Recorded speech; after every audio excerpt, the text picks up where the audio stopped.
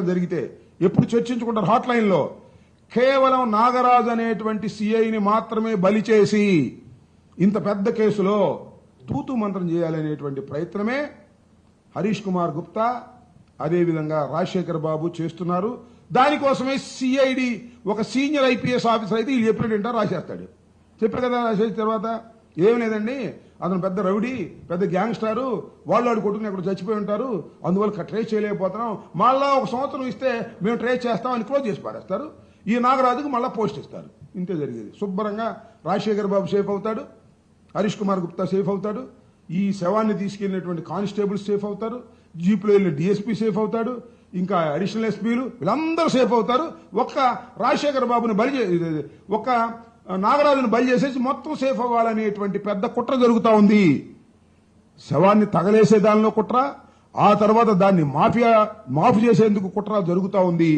దీన్ని కేవలం ఒక సిబిఐ విచారణ తప్ప రెండోది బయటకు తీసుకురాలేదు. చంద్రబాబు నాయుడు గారు దీన్ని కప్పిపెట్టడానికి ప్రయత్నం చేస్తున్నాడు. ఇది వాస్తవం. ఇంకో చిత్రమైన విషయం ఏంటంటే చంద్రబాబు నాయుడు గారు మోడస్ ఆపరేండి ఎలా ఉంటుందంటే ఈయన వీఆర్కి పంపారు. చంద్రబాబు నాయుడు గారు సింగపూర్ నుంచి సీరియస్ అయ్యి వీఆర్కి పంపడం ఏంటి, సస్పెండ్ చేసేయండి అన్నాడంట. ఇది డ్రామా. సస్పెండ్ చేస్తే అయిపోద్దా? ఎంతమందిని సస్పెండ్ చేయాలి?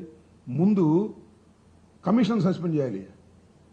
రాజశేఖర్ బాబుని ఎంతమంది సస్పెండ్ చేయాలి ఈ కేసులో? ఏంటిది? ఒక్క నాగరాజు అనేవాడిని బలి చేసేసి అందరూ సేఫ్ అయిపోదాం అనుకుంటున్నారు. పప్పులు ఉడకవు చెప్తున్నా. న్యాయస్థానాలు ఉన్నాయి.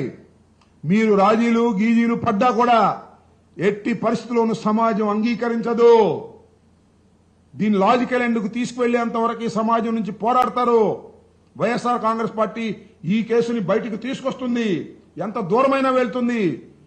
జగన్మోహన్ రెడ్డి గారితో కూడా మేము మాట్లాడాం. ఆయన కూడా దీనిలో చాలా సీరియస్ గా ఉన్నాడు. ఒక పౌరుణ్ణి చంపేయడం ఏంటి? చంపేసి గుట్టగాల్చి ముఖాన్ని వేసేటటువంటి కార్యక్రమాలు చేస్తున్నారు. ఇది చాలా అన్యాయం. ఇప్పటికైనా సిబిఐ ఎంక్వైరీని నేను రెండు చెప్పాను కదా, రెండు గుర్తుపెట్టుకోండి. రేపు 29వ తారీఖున ఏం జరిగిందో చెప్పాను.